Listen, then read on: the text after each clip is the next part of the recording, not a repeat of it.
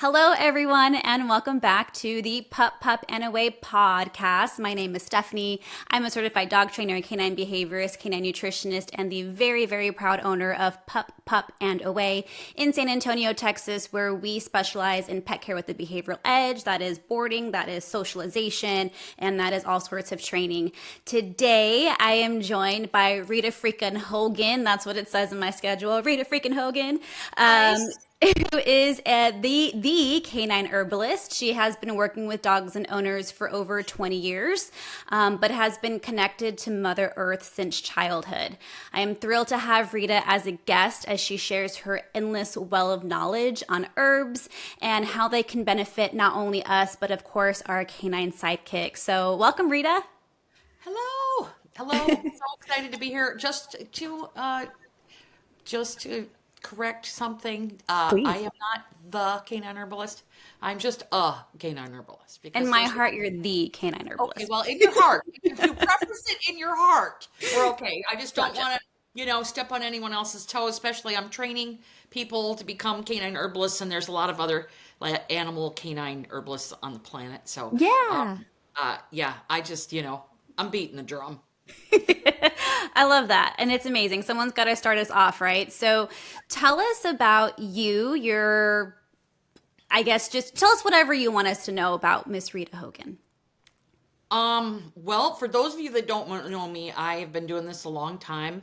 You said I have a wealth of knowledge or a well of knowledge. I'm not sure which one, but I'm filling that well all the time by, learning. We're all learning, right?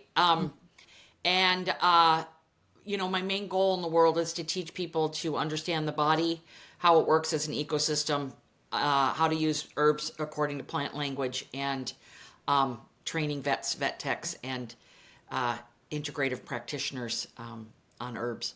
So that is my main goal in the world, and to, of course, help all of you heal your dog's organs. Yeah, amazing. So I have a little something to show everyone. I showed Rita right before we went on, but Rita, I had the absolute pleasure of meeting you at one of the Feed Real summits, and here's a picture of us. I asked you for a selfie, There and we are. a story that I wanted to share. So this is like the VIP time. It's overstimulating. There's so many people over the place. We're all asking questions and just mingling with each other, and of course people like you who are very well known in the industry. I'm sure you guys get like a ton of people coming up to you asking questions. You're super sweet to still take the time to take a picture with me. But out of all the pictures I took that day with people, yours always stands out because I asked you, can we take a selfie? And you said, of course. And you put your arm around me and gave me like the best side hug I have ever received in my entire life. And it sounds so silly, but just the way that you embrace people and the way that you embrace, helping people through your work is super impactful. So just a thank you for always just being willing to share yourself and your knowledge with everyone. So speaking about your knowledge, you have a new book out, which is amazing. I grabbed it as fast as I could. Woo! It Yeah. is, and to be quite honest, it is a textbook. You have dropped knowledge bombs throughout. I mean, look at the size of this thing. It's ginormous. I feel like I should have paid for a master class like in herbology and herbalism, because this is just so amazing. So I wanted to ask, all the questions that we have going on today have been inspired by your book.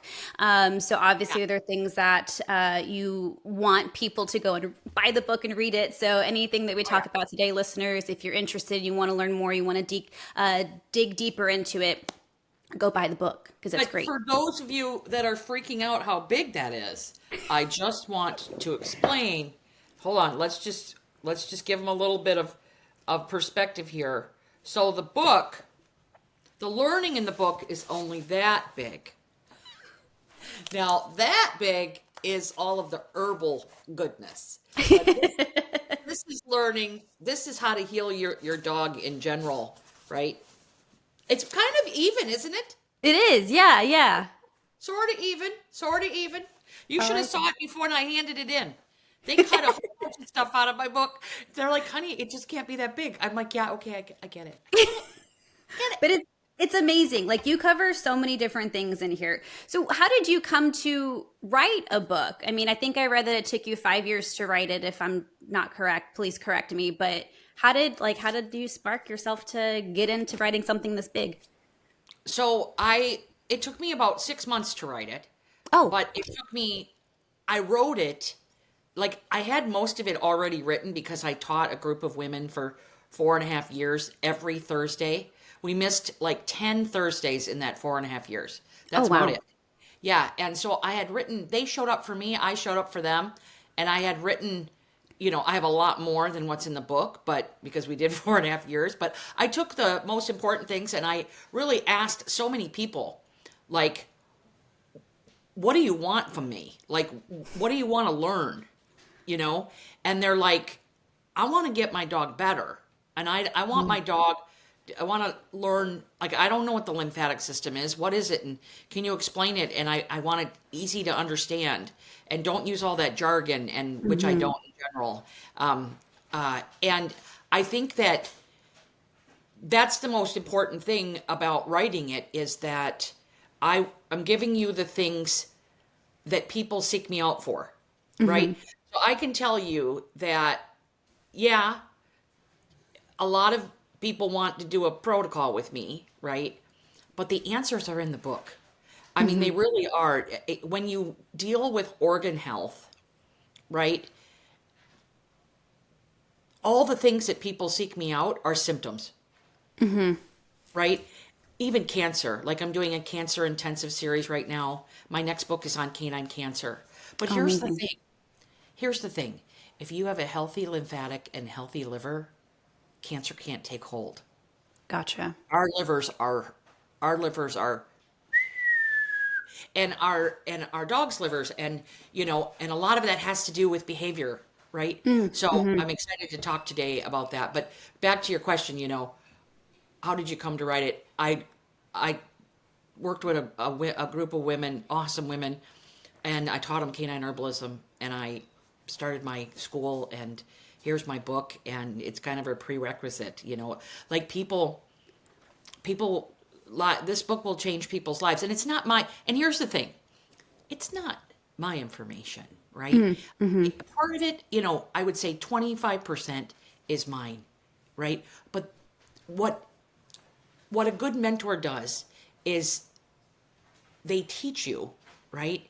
And then you put that information through your head, like Stephanie's head. You read the book, and then you apply and think about what I've said according to how you view your life and how what you're working on, right? And you may come out with something else, say, oh my God, I'm going to try this. And then it worked this way and this way and this way, right? And so you carry the torch eventually for other people as well if you choose to be a mentor. And so, like, I learned so much from my mentors, and some of them are on my book, which is amazing. Like Cheryl Swartz changed my life. I didn't know her just until 2 years ago, but she's been with me on a daily basis for 2 decades, right? And Right. she's written this beautiful Cheryl. And then, Greg Tilford's in here, and he was one of the original animal herbalists. It still is. And, he wrote a lovely thing to me in here. And, but these are the people I learned from. And I learned from a lot of human herbalists as well. Yeah. And then map that onto canine physiology. And like Julia DeBartolak Levy was an animal herbalist. She's since passed on. And Carol Chisato, wonderful, wonderful, wonderful herbalist who has since passed on. And, and one of my favorite herbalists, Matthew Wood, he is in his 70s, right? So the thing is we're getting to that cycle where people are working on passing on their knowledge. And, Hmm. I'm not there yet. I mean, I'm passing on my knowledge, but I'm in my 50s. So I hope I have many years ahead of me, but those years are going to be spent writing books and passing on knowledge and developing more knowledge and handing that baton to the people that need it. That's amazing. And I think one big thing that kind of runs true, you talk about it in the beginning, is like pharmaceuticals are based off of these plants, right? So this medicine has been provided to us by Mother Nature, by the earth for millennial, like so long, right? And so it's all about the power and the knowledge and how to use these plants, not only to better ourselves, but our dogs and, I'm sure lots of other like cats and all the other things too. So there's lots of power in that. My original first question for you was going to be, what is an herbalist? But then I started to think a little bit more. So I love, right, you. So all of us, right? But when I was reading the book, you talk a lot about all kinds of different plants. You talk about flowers, mushrooms, all kinds of different things. And so then I was like, wait, what is an herb? So let's start off with that one. What is an herb? An herb is a plant. Okay. So like fungi's, mushrooms are not herbs. They work differently. They're completely different. Like they're like cats and horses, right? Yeah. Not related. And but we use a lot, herbalists use natural modalities, and an herb is anything that is medicinal. And that includes so many things. And then we have trees, and we kind of lump those into herbs. But there's lots of tree medicine that I use, and but like right now, I could walk out my door and find like immediately within 5 minutes probably 20 herbs. So it just depends on what little herby friends right? Yeah. But most of the time, you're staring right at one when you're outside. Gotcha. So pretty much any plant that has some sort of medicinal property or can be used as medicine is what an herb is. Yes, and Great. the different forms of those plants. So like you have flower essences and stem cell therapies, and like there's different forms of medicine that come from these plants as well. Gotcha. Yeah. And even not just different forms of the plant in the way how you can use them, but there's, I don't know how many different types of lavender or how many different types of frankincense as well. So it sounds like there's a lot of knowledge that has to go not only in understanding the physiology of whatever patient species you are going to be, working with, but also a huge wealth of knowledge as to all the different plants and what medicinal purposes they carry, but then also how are you going to use them for your patient it's a lot of layers, so many layers to that. Layers. It's a lot of layers, absolutely, for sure. And I can tell you, herbalists don't use the word patient ever. Ooh, So okay. just so you know, the word patient will get you in a lot of trouble. So, Gotcha. yeah, I have clients. I do herbal support protocols, and I am not allowed to practice medicine or treat disease. Very good to know. Very clear difference. We Yes. always love to draw those boundaries. Unless you are a veterinarian, you are not allowed to do any of that. So, and then you have to be clear. You have to be clear. Like, I don't help people with diabetes or dogs with diabetes. They need a veterinarian. That's a very serious situation. So I have to abide by those rules that are here for me. And, but also, you know, that leaves the door open for so much for me. And I follow a code of ethics, and denoted by the American Herbalist Guild. I follow their code of ethics, and also, being an herbalist also means caring for the environment, and it means not using plants that are endangered, like frankincense. Like, I don't use that plant. Very popular. I don't use it at all. It falls into the category of just because you can doesn't mean you should, because Sure. that frankincense, the tree is almost gone from the existence. There's the only non-endangered frankincense, I believe, is in either in Australia or Hawaii. I can't remember, but like, I don't use it, especially the essential oil. It's very popular. Like, I have a bunch of frankincense on my shelf over here that was Yeah. gifted to me years and years ago. But the essential oils is the need for frankincense essential oil is basically creating the extinction of the tree, because it takes 30 years to produce that oil. And it takes And so much of that plant yes, matter and to it kills make. the tree in the process. Right, right. Right? So that's another big part about being an herbalist is, there's people that are experts that refer to them as experts, but a lot of plant experts are not herbalists. Right. That I think caring for the environment and caring for the plants that you're using and seeking that information out, I think is very, very important, and sending that information forward. So I mean, like right in the book, like the first thing in the book there that I wrote, I don't know if you read this part, but the first little bit is about my beginnings, and right here it said, and I remember this. I remember this so well. When I was around 7 or 8, I saw my first lady slipper. It was magical. I sat there gazing at it like it was a fairy. Though I wanted to pick it for my mother, she had taught me that lady slippers were rare and had a bigger purpose than her love for beautiful flowers. Right? And I remember my mom telling me, there's certain plants, honey, that you just can't pick because you can't grow them.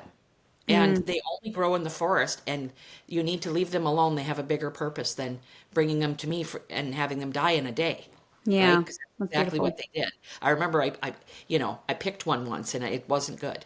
And, Oh.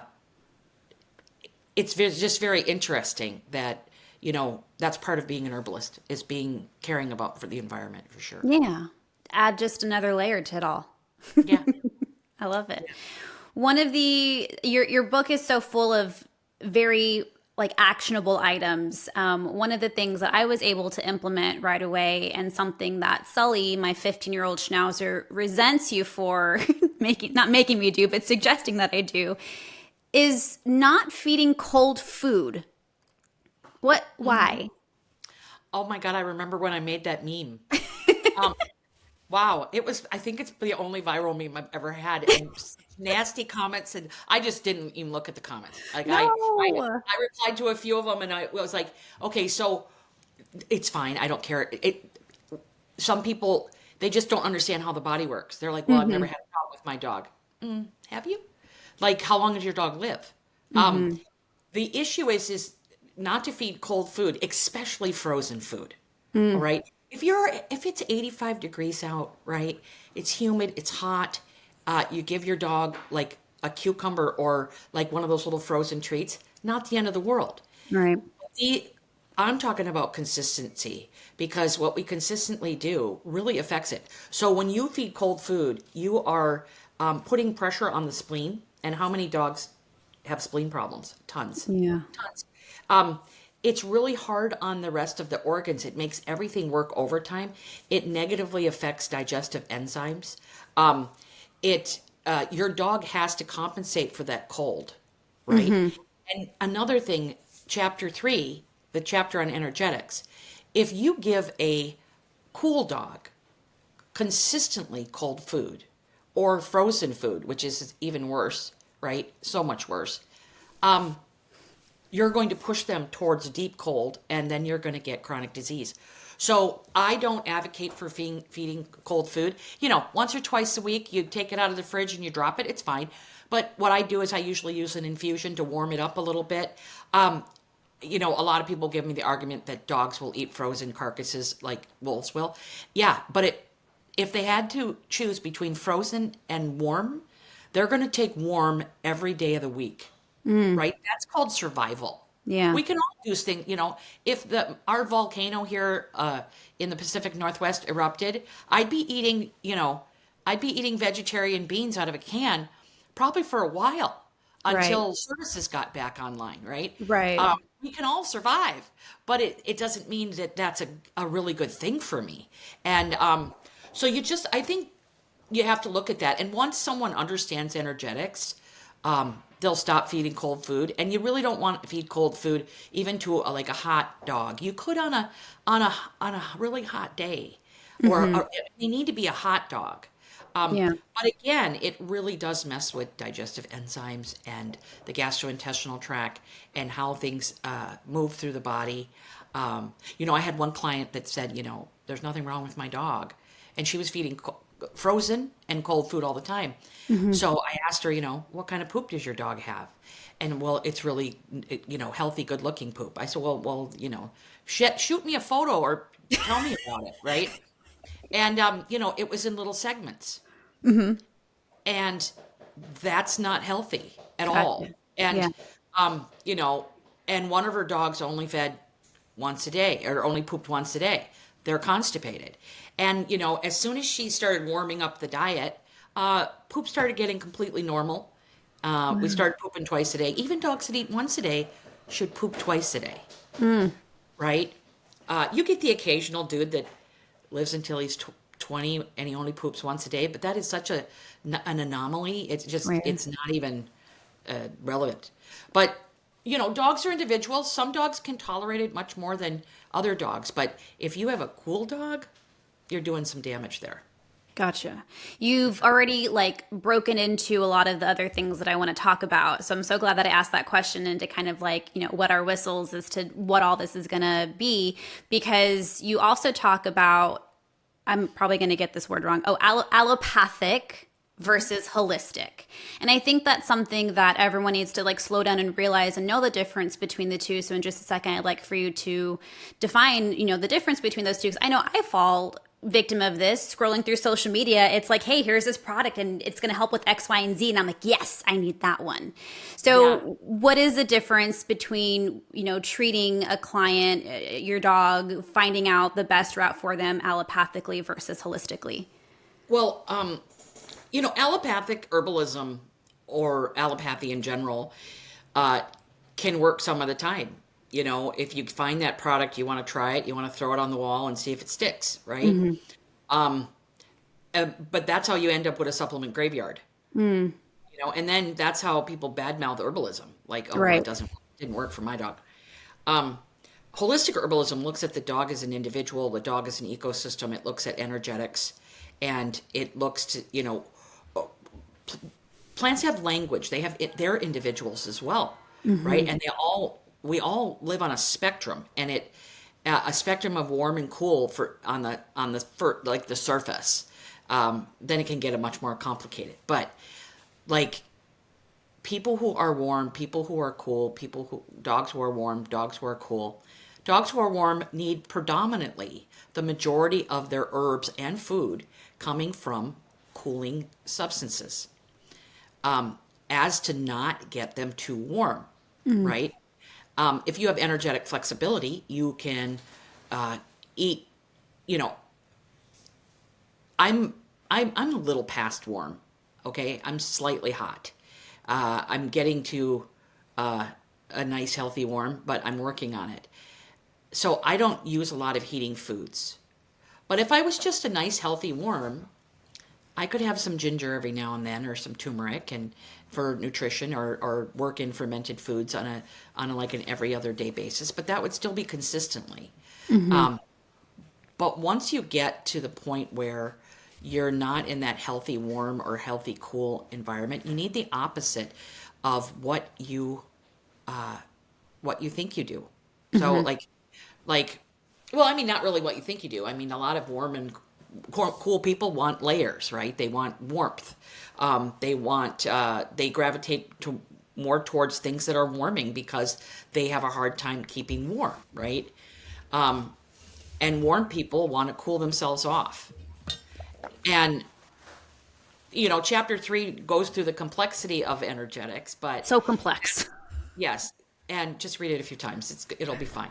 And, but, it's so important to get it, because that's where you will see the beauty of herbs, because, garlic and ginger and turmeric and different type angelica, rosemary, different types of herbs that are warming work so well for dogs that are cool to cold.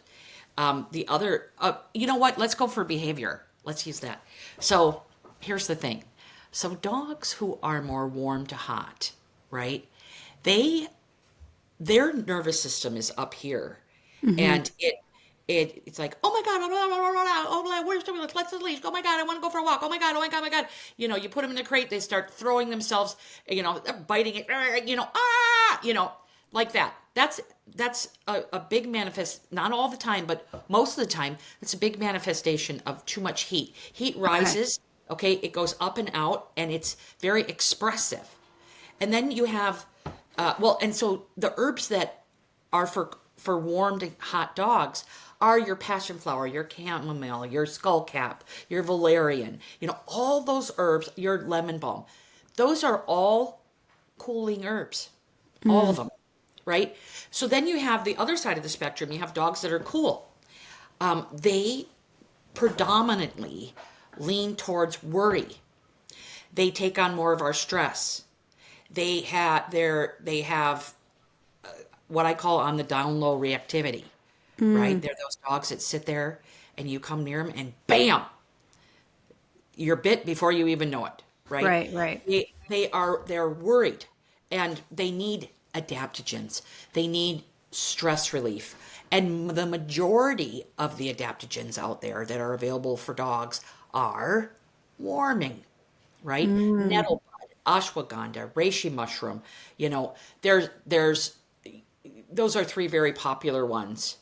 And then there's really mild adaptogens. Some of those like licorice and nettle, more towards neutral. Any dog can use them. Turkey tail mushroom. But the really effective adaptogens, a lot of them are warming. There's a few on the cooling side, but most are warming.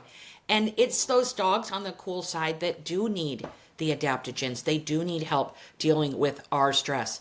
And notice I said our stress. They take on our emotions heavy. So do the ones that are warm, but just it manifests in a different way. And it's less because their nervous systems need sedation. They have to come down a few notches to even pay attention, right? Right.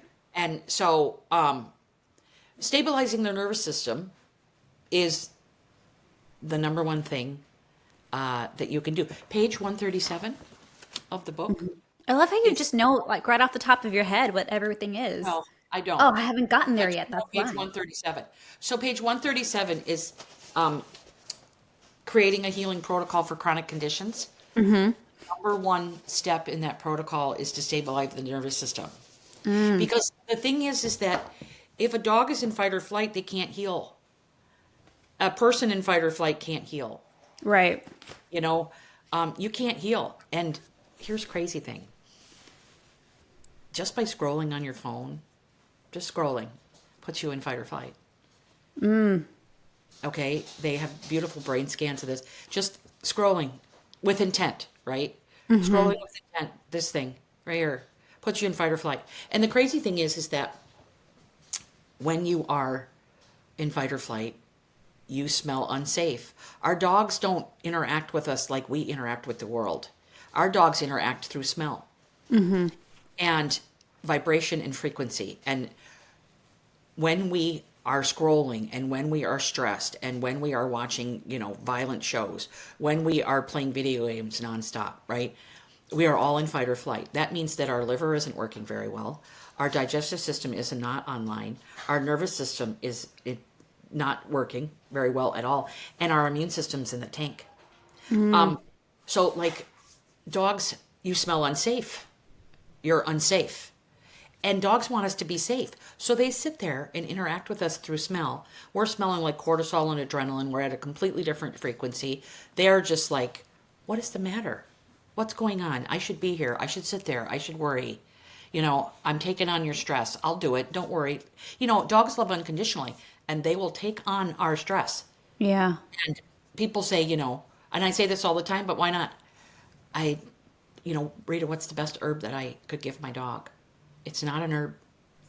Get your stress underhand.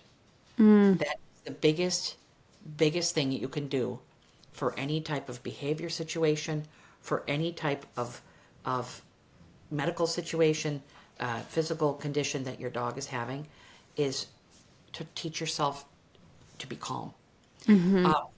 And we are living in such a high society, so people have to look like, what do I do on a daily basis that stresses me out? Yeah. And stop doing it, right? You have to learn how to stop doing it. And yesterday I was at an event and I was talking about energetics and the nervous system, and I was telling people about scrolling, and there was this young boy in the back of the room, and he popped up and he came up to me afterwards and he said, "Oh my God, I had guilt, like when you said that." because I said, get off your phone when you're with your dog. Just if you can do that one thing, just get off your phone when you are with your dog. And he was like, oh my God, I felt guilty. And I said, if you feel guilty about that, then you're on your phone too much. Right? I mean, like I don't feel guilty for being on my phone because I'm hardly ever on it. Yeah. Right? People get mad at me for that reason, very much so. You never answer your phone. I'm like, oh. But it's interesting, and so you have to look at what stresses us out because if you are trying to deal with behavior, the first way you deal with it is right here. Like, what am I doing to stress myself out? And how is my dog relating to that? Because their heart energy goes out 8 feet. We're sharing our energy with our dog nonstop. Or emotional support dogs. They need emotional support and nervous system stabilization. Like, or like we pick up if we have a small dog, we might pick them up while we're crying, right? One of the worst things you can do. Just don't pick them up while you're crying, right? And I want my pug while I'm crying. But the thing is that that's very confusing for them. Like, Mama, why are you crying? Like, Yeah. you smell terrible. You smell like you're unsafe. Yeah. And safety, You spell terrible. I don't know why that's funny. That shouldn't be right? funny. That's It funny. is, but, safety is the main, like, kind of powering force of animals. Yeah. Survival. Survival and safety. And we got to remember that we're the ones that brought all of our dogs and stuff into our homes. And if we bring them into our homes, we have to be responsible for that because, fresh air and exercise helps get rid of stress. And so many dogs are not getting the amount of exercise that they need. Absolutely. I'm thinking about all the energetic stuff that you've mentioned, and I feel like you said, I need to go reread that chapter because I felt like I was on the right path, thinking that Sully was a warm dog and that Rishi is a cool dog. But there were some things that I was like, wait, now I'm confused, so I'll have to go back and reread it. There's an easy way to figure that out. Oh, okay. Heat. So some of the symptoms overlap. Just figure out how your dog deals with heat. Do they sleep under the covers? Do they like to sleep on a foam bed? Warm dogs usually don't like to sleep on them. Not saying they wouldn't, but for the most part, they don't. They don't want to be covered up. They don't want to lay in the sun for over 10 to 15 minutes. They don't, they don't want to cuddle all the time. Yeah. We give off a lot of body heat, right? They might move maybe a foot or two away from you instead of trying to soak up your warmth. A lot of cool dogs, you'll see them laying in that one ray of sun that's coming through because most people have their blinds down. Yeah. And you'll see them in that one ray of sun, or they'll be sitting in front of the fire, or, a cool dog or a warm dog could get cold. They can get cold for sure, but they'll sit in front of the fire for like 5 minutes, 8-10 minutes. Gotcha. Whereas a cool dog or a cold dog, you might have to physically remove them. Yeah. They're not going to lay on the cold tile floor. They're not going to lay on the cold tile wood. Do you find that there are like breed differences in cool? I mean, obviously every dog's an individual, right? But just kind of like in a general sense, like we always talk about Chihuahuas, how they're always shivering and love to like lay in the sun. Would you say that a lot of Chihuahuas will most likely be cool or cold? No. No. Gotcha. Chihuahuas like to shake. Okay. So that's We're something assuming that completely shaking- different. Yeah, we're assuming that shaking is cold. Yeah.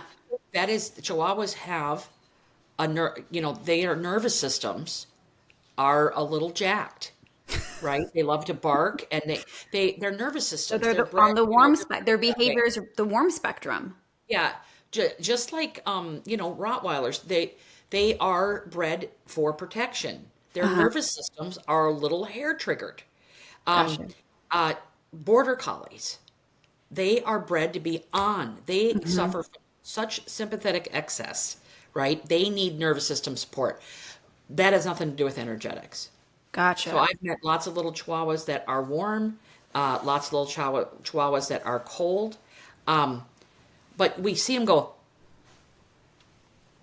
they're doing the, Yeah. okay, we assume they're cold. No, they're nervous, Okay. and shivering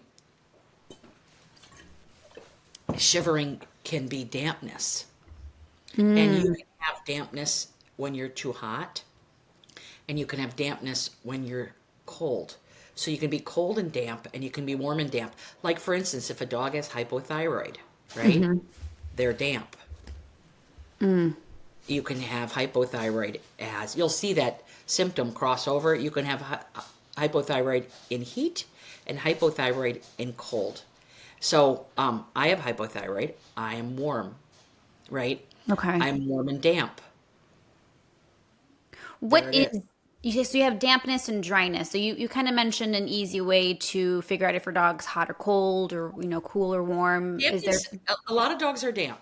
a lot of Okay, dogs are damp? Okay. There's an epidemic of hypothyroid. A lot of the things that we do to our dogs creates dampness. Okay. Over vaccination. Spay and neuter can create damp in the body. Antibiotics. Not all spay and neuter. Spay and neuter can also create too much dryness. It just depends. Like, a lot of dryness comes in animals that are too hot. The fluids are burnt up, right? Okay. But you can be hot and damp as well. So everything is on a spectrum. But I can say there are definitely more damp dogs than there are dry dogs. And Interesting. then there's like I said, I deal with this in the book, but there's dampness that gets completely out of hand. When you get very damp, you can see dryness on the skin. And that's like, you compare that to a dam that's dammed something up, a river, right? Everything downstream is more dry. Okay, and if you dam it up completely, it's super dry. So you can have dryness on the skin and have too much dampness, but you look for the signs of dampness. So like lipomas, little growths all over the body. Acid reflux can be dampness. Hot spots, leaky ears, things that are leaking out, like excessive drainage from the eyes. That can be liver health and dampness. Dogs that drool a lot, dogs that have runny noses. Runny noses is a sign of can be a sign of dampness. Sebaceous cysts, right? Definitely can be sign of dampness. Dogs that don't absorb nutrients, that have nutrient deficiencies, that can be dryness or dampness. It just depends. The sun. You're like a chihuahua being in the sun. Yeah. But yeah, I think all those things are important to look at. Yeah, absolutely. And I think it's worth the time for people to look at all those things, because there was also, I think, a different one. You also talked about rigidity and tension. Tension and relaxation. Yeah. Yeah. Which was something I never heard of before. I was like, whoa. Yeah. So that's in human herbalism. Okay. Right? And I've been, there's a lot of like CCL tears, right? A lot of those tension, too much tension. The Inside Scoop this past week was about tension. Tension in the fascia, like thinking your dog has arthritis, but they have too much tension that is not allowing them to fully extend their movements. So, yeah, but I mean, if you get one, like if you only get one thing out of chapter 3, warm and cool, it still will change your dog's life. And then once you master that, look at damp and dry. And like I said, a lot of dogs are damp, but look at damp and dry, and then master that. And then if you really get good at that, then you can, ponder and consider tension. But to read those chapters, you have some aha moments, like, oh God, yeah, oh, There were so many. I have so many notes and like different things that I need to start doing with Sully. One of them being addressing his lymphatic system. That's a huge one that I don't think we even have time to cover because that's a huge chunk to It's look a chunk, into. but it definitely there is a good amount of information in here about the lymphatic system. I will tell you one thing. Every single event that I've had, and I think I'm on like 15 or 16, every single event that I've had, I have asked the audience, do you know what the lymphatic system is? Okay, barely anyone knows. And then for those who do know what it is, I ask them what it does. They don't know. But for those who do know what it does, I ask them what kind of toxins it transports and what kind of vitamins. They do not know.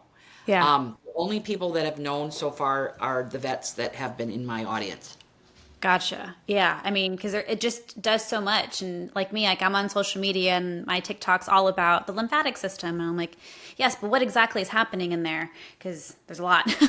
There's a lot going Yeah, on in there. it's a vehicle in which the immune system acts. I quote one of my favorite herbalists there, and it transports vitamin D, and vitamin D is one of the reasons why, it's a cancer preventative. It's one of the biggest cancer preventatives we've got, along with liver health.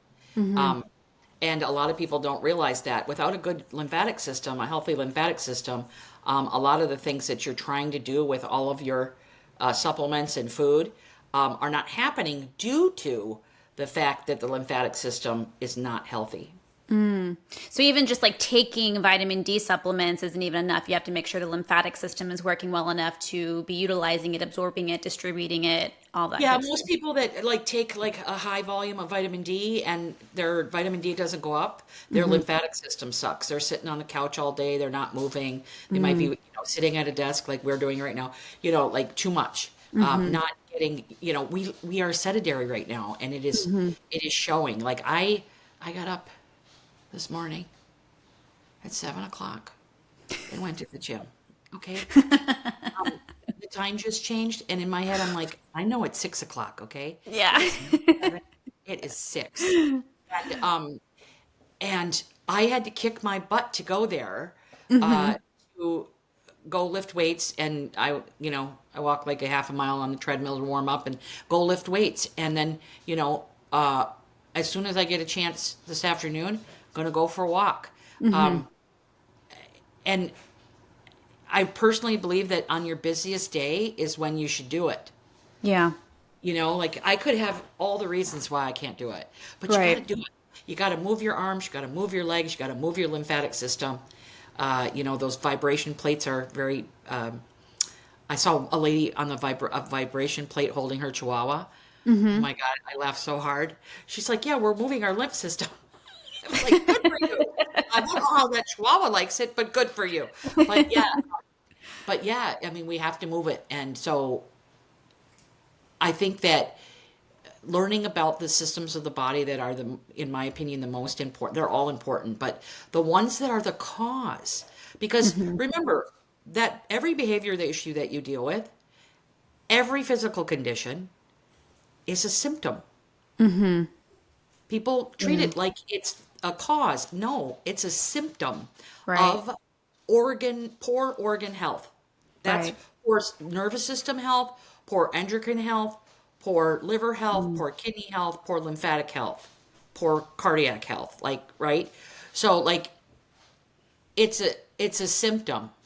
And your mouth is kind of like an organ as well. So, and health trickles down. So like most of the things that we have are a symptom, like bad teeth are a symptom of kidney weakness. Poor eyesight is a symptom of liver stagnation. So, obviously my liver has been working since I was a kid, because I had these since I was a kid, but I would love to try to get off the glasses, but then I'm like, what do I do in the meantime? I don't even know. I am my glasses. I've had them for so long. My But, glasses. but yeah, so I think organ health is like the key component of the book, because Yeah. in my opinion, everything else is a symptom. One thing that you mentioned, and you probably know like exactly what page you said it on, but you mentioned like dogs who spend a lot of time, like their sympathetic nervous system is always firing, right? So those are the dogs that are more in that flight or fight. Maybe the more reactive dogs, whatever the case might be. You said one important organ to look at and to support is the kidney. Why is that? How is the kidney like directly related to that? And then and obviously this is a general question at the very end, but what sort of things can we do to be supporting the kidneys? So, fear-based behavior. So when I get a dog that's afraid of thunderstorms or himself or reactive or falls over peeing when he sees people, or anything like that's a major fear-based behavior. One, I figure out their energetics. Number two, we work with the kidney. Okay, we stabilize the nervous system, but we work with the kidney because fear comes from the kidneys. Okay. And it has a lot to do with minerals. Our soils are depleted.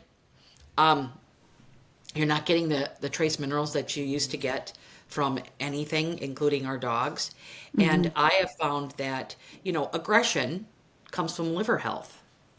So, and fear comes from kidney health. Grief settles in the lungs. These are traditional Chinese medicine principles. I use diagnostics of traditional Chinese medicine, but I'm not a TCM herbalist. Okay. But it rings true every time. Every time. That's amazing. I always support the kidneys, and kidneys need minerals to be healthy. They need minerals, they need circulation, they need stimulation, and they need support. My biggest kidney remedy that I usually start out with is nettles. It's high in minerals. It is a systemic remedy.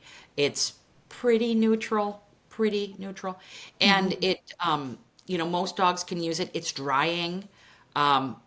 Most dogs are damp. If your dog starts to get dry on nettles, then you need to add something to add moisture or take them off the nettles and work with something else. But I like nettles for that because they're ready. They're easy to source and they're gentle, and they really help get rid of fear-based behaviors. Interesting. So interesting. Again, a whole nother layer for me to know as a behaviorist, right? Like I'm normally talking to people about nutrition and different things like that. And, trying to get rid of inflammation in the body and to know that, to be even better, to be even more educated, more knowledge, to look at these organ systems and what exactly, they're doing to support or not support our body in the best way to get these sort of behaviors. My mind is just blown. I'm just like sitting here with my mouth open the entire time because I'm just like drinking it all in. It's so amazing. Yeah, well, you are a young woman that is going to take on the behavior world. And the more that you can know about how the body works, the better. That way you can apply that nutrition so that, a dog, here's the thing, a dog can eat the best diet on the planet. But if they can't absorb it because they're in fight or flight, right, then it's not worth much. Yeah. And a dog that is afraid of everything, food therapy is good, kidney food therapy, and also herbs that help with the kidney and mushrooms that help the kidney. A lot of those fear-based behaviors will dissipate. And I love flower essences for behavior, and because every physical manifestation has an emotional component. And so a lot of times when you deal with the emotional component of a physical ailment, that physical ailment goes away too. So there's just so many great ways to holistically deal with behavior and sickness. Yeah, absolutely. Yeah. So, your dog has a lot of fear-based behaviors. Fear usually starts in the kidney. So let's look at ways that we can support the kidney while we're doing training exercises. I am a big proponent of telling people, hello, your dog's an anxious mess. Let's look at you. Love that. Yeah, absolutely. Let's look at, are you anxious? Do you fight a lot? Do you have a stressful job? Let's just get that out of the way. It's, and just develop your conversation in that this is a multiple, it's a kind of like a five-fold issue. One, dog owner. right? I said this before, but I'll say it again, like in a short version. When I was in my 20s, I had a Rottweiler. And I got that Rottweiler because I thought it was cute. And that was very irresponsible of me, okay? Because you have a dog for a very long time. My dog bit somebody. And I hired a trainer. That trainer walked into my home. My dog went and laid down on the couch. I thought, what is going on here? Because my dog was a complete butthead to anyone that came into my house. We had to like do like things. And she looked me straight in the face and she said, "This is all you." 100%. And I had a good diet going on at the time. And I wanted to cry, but I'm like, I don't know what I'm doing. So I'm going to listen to this woman. And went for walks, and she showed me my body language. She told me that I was afraid and that Itchy was protecting me. Because I smelled like adrenaline and cortisol. Because she's like, my middle name is Rita. I did not go by Rita at the time. And my real name is Christina. And she's like, Christina, look at you. Like, look at what you're doing. She goes, your hand is an extension of your energy into that leash. And whatever you're doing is what she's responding to. And you are afraid. You're afraid she's going to bite somebody.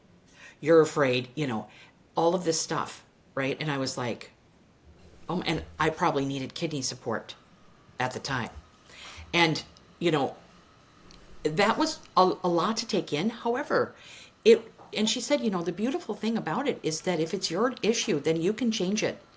And all you have to do is change who you're being with your dog and stop the thought that she's going to bite everyone. Because when you do that, like I was in fight or flight the entire time I was with my dog, anytime someone was coming over or somebody was outside with me or I was on a leash. And it all started when my dog growled at me. Okay? Like I said, I got her because she was cute. Yeah, and I was in way over my head. But it was amazing the difference in her behavior once I was unafraid. Like when I stopped being afraid, she turned into a completely different dog. And also, like when people came over, I just had them ignore her until she settled down. And then they could go over and pet her. And if she got excited, they ignored her again. And she just really figured out that, okay, whenever I am calm, I get attention. Dogs aren't stupid. They're so they do what works, right? Right. So They're so beyond us in that sense. Yeah. oh my God, they do what works. And so I think that any behavior, and I learned that early on, is that most behaviors are our behaviors. And a lot of them can be nutritional deficiencies, right? And we exacerbate that stress because the nutritional deficiencies usually come from being stressed all the time because we're unsafe. And so when you deal with the nervous system first, then you can really make strides. Then you deal with the lymphatic system. Then you deal with the liver system. Then you deal with the digestive system. And when you get those all online, a lot of those issues, problems, sicknesses, they fall to the wayside. Yeah. The Because body doesn't want to be this way. No, Yeah. but you cannot heal when you are stressed. It is Yeah. not possible. So, yeah, sometimes sleep is the only time that some people are not stressed out. Yeah. When they are physically sleeping, that's it, Yeah. right? So think of all the times when people are in fight or flight and when dogs are just feeding off of it. And so we have to look at ourselves. So yes, you can tell someone that we need to work on the kidney because you're the expert. Yeah. They're hiring you because they don't know what they're doing. And you step into that. Just step into it. Like, Yeah. okay, I'm going to learn about what's going on in the body when dogs are really afraid, or if your dog's aggressive, they have some liver issues, right? Hmm. My dog Itchy had liver issues because she was in fight or flight all the time because I was constantly afraid of her. Mm. So I smelled unsafe, so her liver just wasn't working the way it was. As soon Yeah. as I calmed myself down and I got my psyche together with my dog, um, she was no longer aggressive. Wow. Yeah, it that one was a life changer. That's amazing. I Yeah, have I similar cried. conversations like that with some of my clients because it's a trust thing, right? Well, the way that I communicate it, and I think the way that most people understand it is it's trust. Like if you experience something with your dog that makes you lose trust in them, so now you're anxious and stressed and Yeah, agitated, and now your dog's learning that they can't trust you either, so then it's just this really bad feedback system of no trust between the two. But when you start implementing, when you start showing up, when you start calming yourself down, being that leader that your dog, and I use the word leader very very loosely because then now we're in a whole alpha dominance hierarchy bullshit that I don't buy into.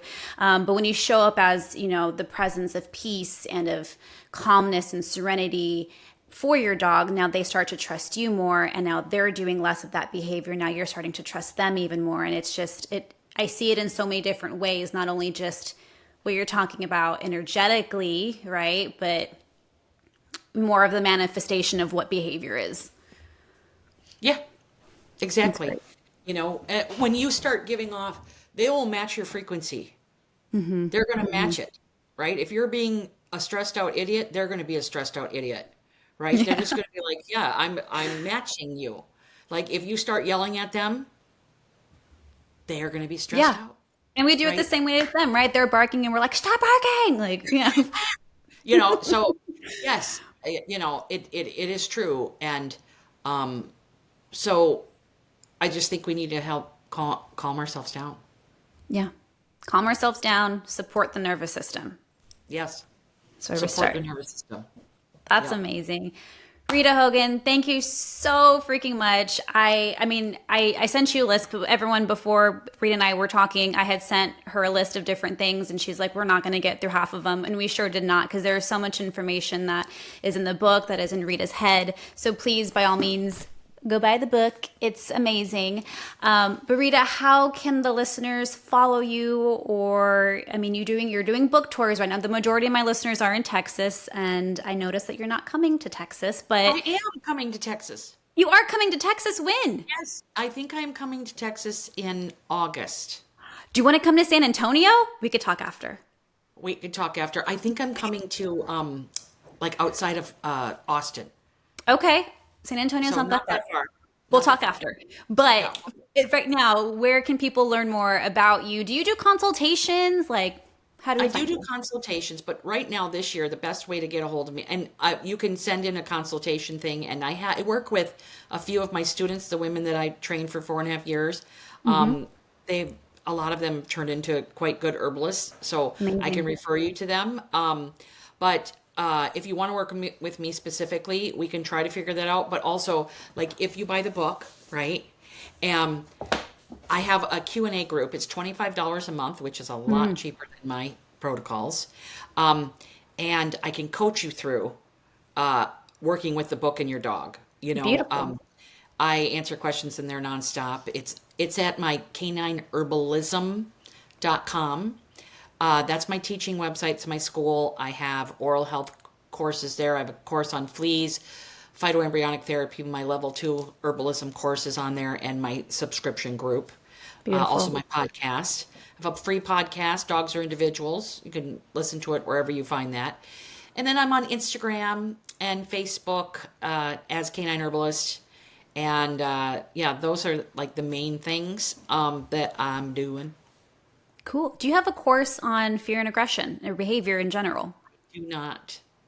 No. Well, when you do have one of those, I'm gonna be the first one to sign up. Yeah. Working on chicken lime right now, and I'm starting my level 2 course, and